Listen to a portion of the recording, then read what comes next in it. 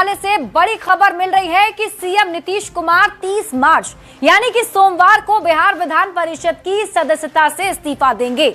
अब एनडीए नेताओं ने कहा कि एक संवैधानिक प्रक्रिया है, सांसद निर्वाचित होने के बाद 14 दिनों के अंदर पहले वाले सदन से इस्तीफा देना होता है।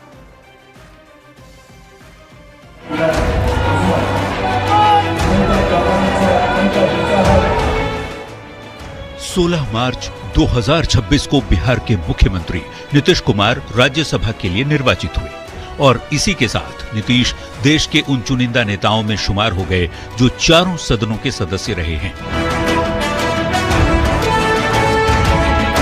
नीतीश कुमार राज्यसभा के जरिए केंद्र की राजनीति में जा रहे हैं। सूत्रों की माने तो उसके पहले 30 मार्च यानी सोमवार को नीतीश कुमार विधान परिषद की सदस्यता से इस्तीफा देने वाले हैं। के हिसाब से समय निर्धारित है, निर्धारित समय पर इस्तीफा जो चुन के जाते हैं वो देना पड़ता है और देते भी। दरअसल नियम है कि अगर कोई राज्यसभा और लोकसभा के लिए निर्वाचित होता है और पहले से अगर किसी दूसरे सदन का सदस्य है तो निर्वाचन के 14 दिन के भीतर पहले सदन से इस्तीफा देना जरूरी होता है। यही नहीं, इस्तीफे के बाद निर्वाचन आयोग को सूचना देना भी जरूरी है। पहले सदन से इस्तीफा नहीं देने पर राज्यसभा की सदस्यता स्वतः खत्म हो जाती है। बता दें कि 16 मार्च को बिहार में 5 सीट के लिए राज्यसभा के चुनाव हुए थे।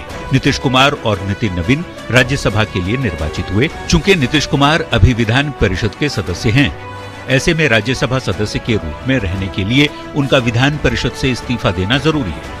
वो तो उसका तो प्रोसीजर है संवैधानिक कि 14 दिन के अंदर देना पड़ता है, तो ठीक है। एनडीए के नेताओं का कहना है कि ये संवैधानिक प्रक्रिया है जिसको हर किसी को निभाना होता है। नीतीश कुमार भले ही केंद्र की राजनीति में जा रहे हों, लेकिन अगली सरकार भी उनके ही मार्गदर्शन में चलेगी। न्यूज़ 18 के लिए पटना से शैलेंद्र कुमार और धर्मेंद्र कुमार के साथ ब्यूरो। और अब बात अनंत सिंह की करते हैं। जेल से बाहर आने के बाद मोकामा विधायक अनंत सिंह अपने क्षेत्र में घूम रहे हैं।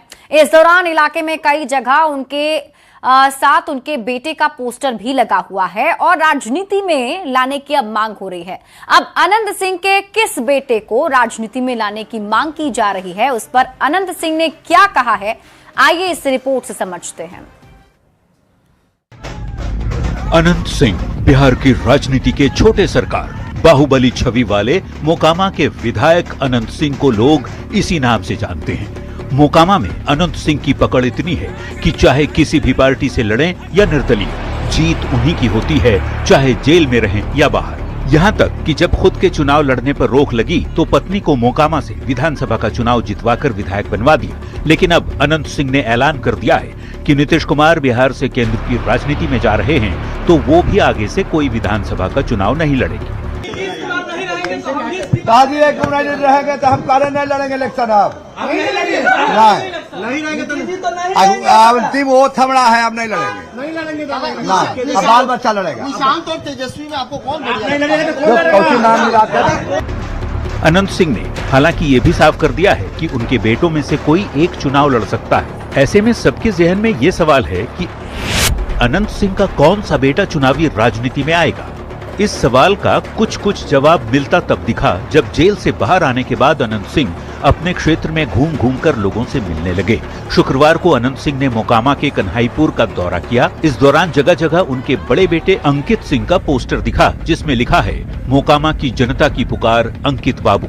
तो सवाल है कि क्या अनंत सिंह के बड़े बेटे अंकित उनके राजनीतिक उत्तराधिकारी होंगे और 2029 में मोकामा से चुनाव लड़ेंगे। लोग कह रहे हैं कि अंकित बाबू का स्वागत होगा मोकामा में, बैनर पोस्टर भी लगा हुआ है सर।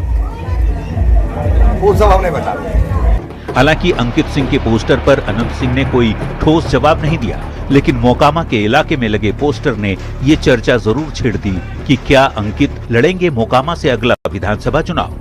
न्यूज़ 18 के लिए बाढ़ से अनिरुद्ध के साथ ब्यूरो रिपोर्ट।